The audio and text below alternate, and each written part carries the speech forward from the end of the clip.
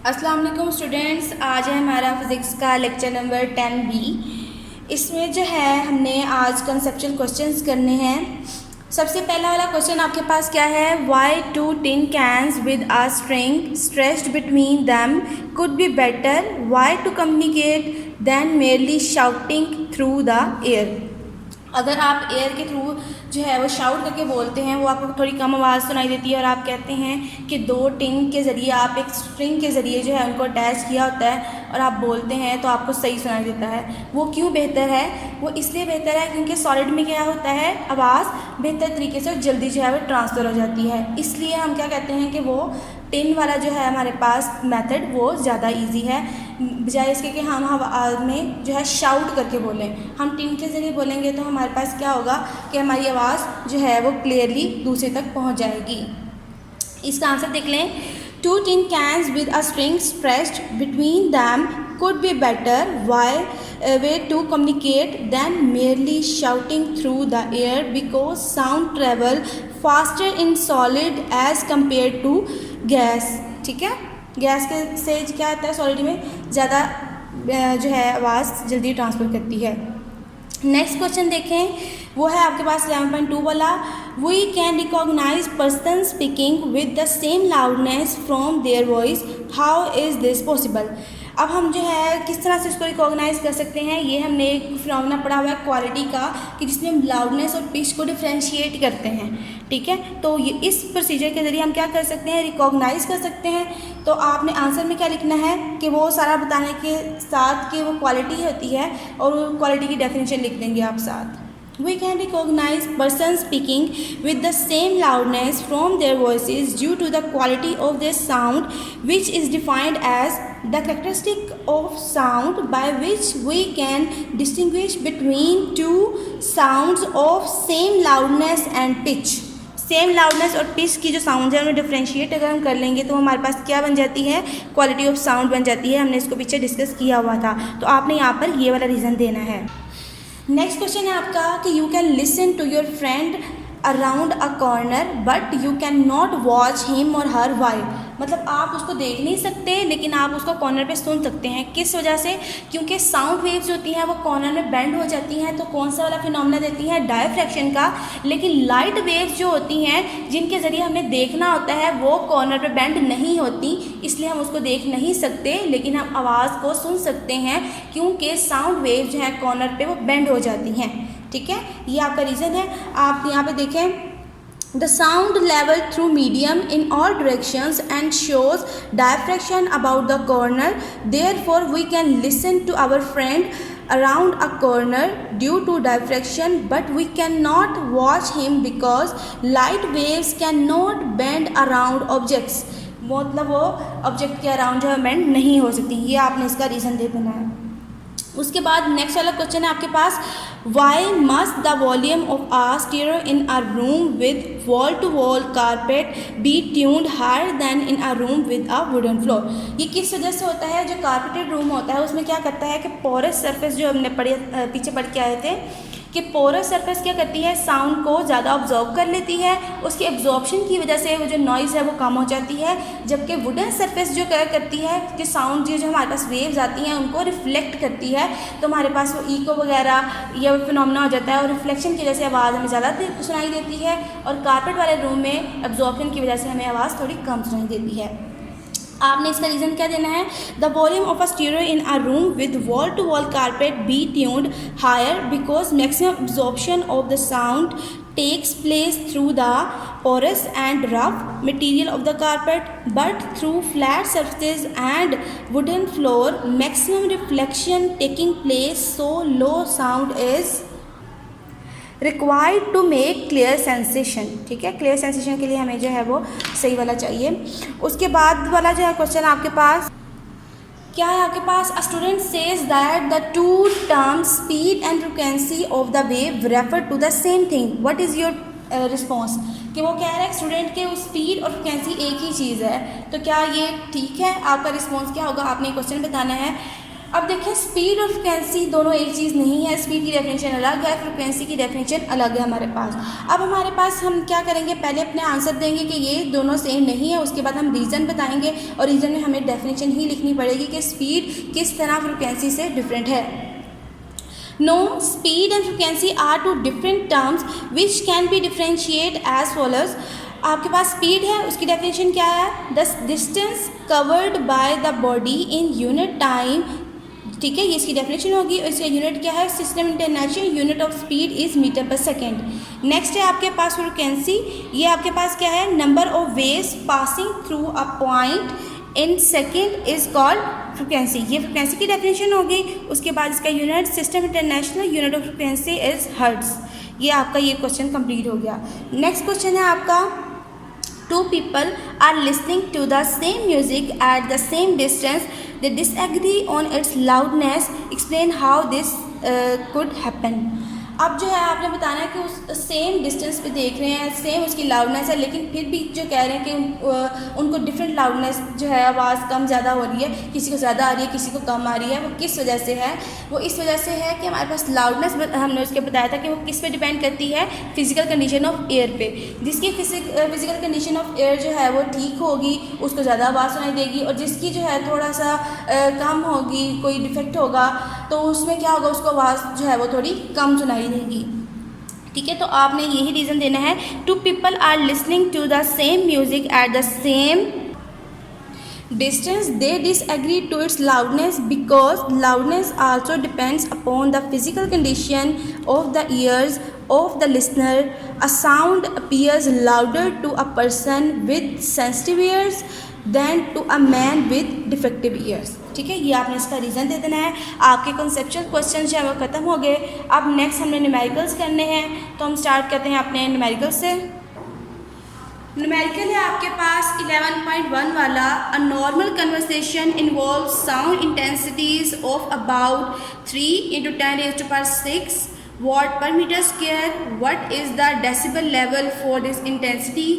What is the intensity of the sound for 100 decibel?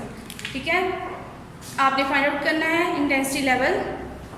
यहाँ पर देखें आपके पास उसने इंटेंसिटी ऑफ द साउंड कितनी दी है, 3 × 10⁻⁶ वॉट पर मीटर स्क्वायर। और फेंटेस्ट साउंड की इंटेंसिटी आई नोट की इंटेंसिटी जो है आपके पास वो दिया हो वो ना दिया हो, आपको पता होना चाहिए कि वो 10⁻12 वॉट पर मीटर स्क्वायर ही होता है। नेक्स्ट हमें इंटेंसिटी लेवल फाइंड आउट करना है। उसका फॉर्मूला हमारे पास क्या होता है, L-L0 = 10 log I / I0। और ये किसमें हमने फाइंड आउट करना है, डेसिबल में, तो साथ हम यूनिट लगाएंगे है डेसिबल। यहाँ पर देखें 10 log I की जगह उसकी वैल्यू लगा देंगे और I0 की जगह उसकी वैल्यू लगा देंगे। अब हम क्या करते हैं, ये पावर्स, ये नीचे क्या आ रहा है माइनस, ऊपर जाके क्या आ जाएगा प्लस हो जाएगा। 10 log 3 × 10⁻² ये -6 यहाँ पे, और यहाँ पे ऊपर जाके क्या आ जाएगा प्लस, तो +12 आ जाएगा। नेक्स्ट आपके पास 10 log 10⁻6 आएगा, -6 + 12, आंसर जो है वो आपके पास 6 आएगा। आपने यहाँ पे लिख दिया 10 log 10⁻6, इसका log ले लेंगे आप कैलकुलेटर से, आपके पास आ जाएगा 6.47, मल्टीप्लाई करेंगे इसको 64.7 डेसिबल। ये आपके पास क्या निकल आएगा, ये इंटेंसिटी लेवल। ठीक है, उसके बाद वो क्या कहता है कि आपने इंटेंसिटी फाइंड आउट करनी है, जबकि आपके पास इंटेंसिटी लेवल उसने क्या दिया हुआ है, 100 डेसिबल दिया हुआ है। तो आप क्या करेंगे कि intensity of the faintest sound आपके पास क्या होती है, I0 10⁻12 ही लिख देंगे। Intensity of the given sound जो है वो हमने फाइंड आउट करनी है, फॉर्मूला वही यूज़ करेंगे, L-L0 = 10 log I / I0 decibel. यहाँ पे इस पूरे की जगह जो हमारे पास वैल्यू दी हुई है वो लगा देंगे। 10 log I हमने फाइंड आउट करना है, ये वैसे ही रहेगा, और उसके बाद I0 की जगह क्या लगाएंगे हम, 10⁻12। डाटा पुट करने के बाद यहाँ पर जो 10 था वो हमने इसको यहाँ पे ले आए, तो 100 / 10 = log I / 10⁻12 वैसे का वैसे, ये 0 इससे कैंसिल होकर यहाँ पे हमारे पास क्या आ जाएगा, 10 आ जाएगा, = log I / 10⁻12। ये -12 ऊपर जाएगा तो आई और साथ में 10⁻12 आ जाएगा। अब हमारे पास है लॉग। लॉग को खत्म करने के लिए हमें क्या लेना पड़ेगा, एंटी लॉग। दोनों साइड पे हम एंटी लॉग लेंगे, तो इधर 10 का एंटी लॉग लेंगे तो आपका कैलकुलेटर पे आंसर क्या आएगा, 1 × 10⁻10। या अपनी कैलकुलेटर्स लेना है एंटी लॉग। अगर आपको टेबल से आता है तो उससे भी कर लीजिए, लेकिन कैलकुलेटर से ले लीजिएगा, इजी हो जाएगा आपके लिए। यहाँ पे एंटी लॉग लेंगे तो आपके पास 10⁻12 और साथ में आई आ जाएगा। अब हम क्या करेंगे, ये आई के साथ 10⁻12 मल्टीप्लाई हो रहा है, उधर जाके हम इसको डिवाइड करेंगे। ये +12 है, ऊपर जाके -12 बन जाएगा। 10 में से 12 जाएंगे, -2 आंसर आएगा। -2 का मतलब क्या होता है, 0.01 वाट पर मीटर स्क्वायर। ये आपके पास इंटेंसिटी निकल आई। ठीक है, ये जो है आपका फर्स्ट न्यूमेरिकल कंप्लीट हो गया। सेकंड न्यूमेरिकल देखें, बुक के पेज नंबर 35 पे आपके पास 11.2 वाला न्यूमेरिकल है। If at Anarkali Bazaar Lahore intensity level of the sound is 80 decibel, what will be the intensity of the sound there. अब जिस तरह हमने ये फर्स्ट वाले न्यूमेरिकल का बी वाला पार्ट किया है ना, उसी तरह से हमने ये वाला भी पार्ट करना है। फ़र्क इतना होगा, यहाँ पर 100 था, यहाँ पर 80 आ जाएगा। बाकी सारा प्रोसीजर वैसे ही है। मैंने यहाँ पर क्या किया है, सिर्फ थोड़ा सा किया है, बाकी आगे जो कैलकुलेशंस हैं वो आपने खुद करनी है।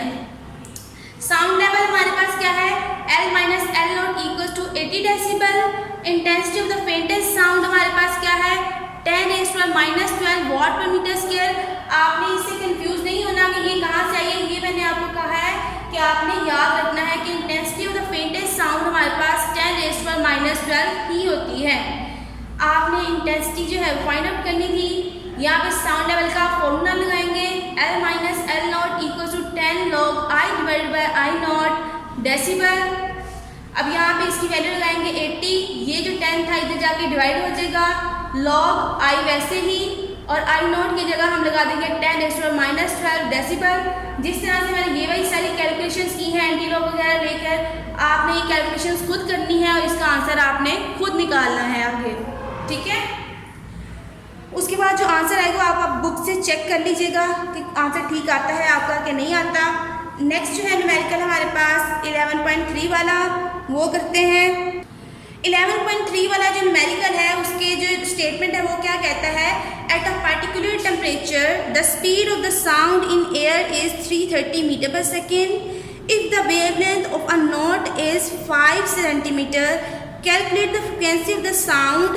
Is this frequency in audible range of the human ear, कि वो जो है ऑडिबल है या नहीं है, वो भी आपने साथ बताना है। वो क्या कहता है कि स्पीड ऑफ साउंड क्या है, 330 मीटर पर सेकेंड है। वेवलेंथ उसकी दी हुई है उसने 5 सेंटीमीटर। हमने 5 सेंटीमीटर को मीटर में कन्वर्ट करना है, 100 से डिवाइड करेंगे, 0.05 मीटर जो है वो आपके पास वेवलेंथ आ जाएगी। फ्रिक्वेंसी हमने फाइंड आउट करनी है। फ्रिक्वेंसी का हमारे पास क्या है कि फॉर्मूला क्या आएगा हमारे पास, F = V/λ।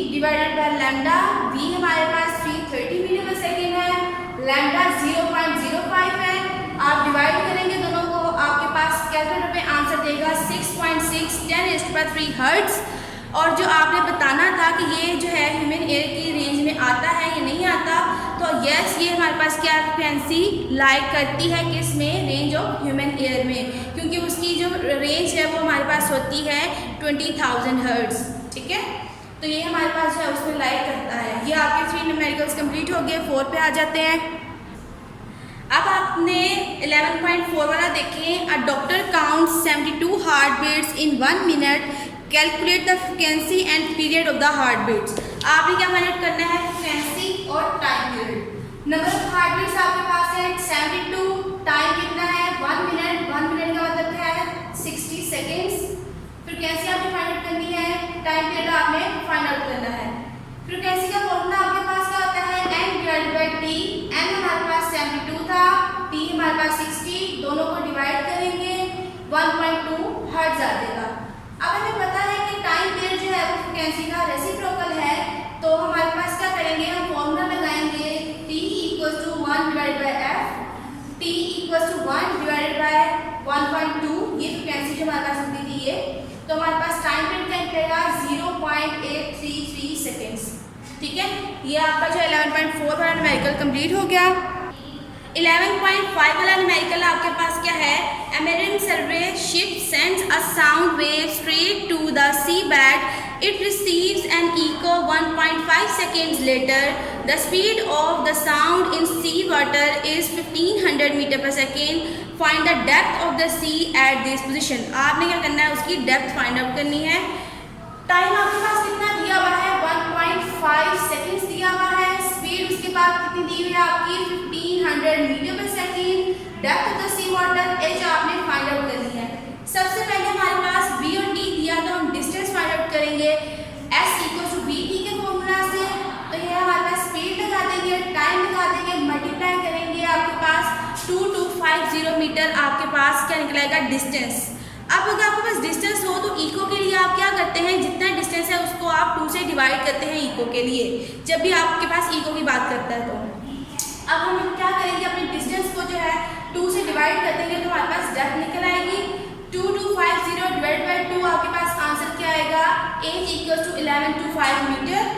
ये आपकी जो है डेप्थ निकल आई। 11.6 वाला न्यूमेरिकल भी ऐसे ही है जैसे जो 11.5 वाला है, और 11.7 वाला न्यूमेरिकल भी आपने इसी मेथड से करना है। ठीक है, ये आपका होमवर्क है कि आपने ये खुद ट्राई करना है कि आंसर जो है बुक से मैच कर लीजिएगा, ठीक आते हैं या नहीं। अब जो है हम करते हैं, अब जो है 11.8 वाला numerical, the highest frequency sound human can here is about 20,000 hertz. What is the wavelength of the sound in air at this frequency at the temperature of 20 degrees Celsius? What is the wavelength of the lowest sound we can hear of about 20 hertz? Assume the speed of the sound in air at 20 degrees Celsius is 343 metre पर second. मतलब कि highest frequency F1 में लेते हैं वो कितनी है? 20,000 hertz है, और लोएस्ट फ्रिक्वेंसी आपके पास कितनी है? 20 हर्ट्ज है।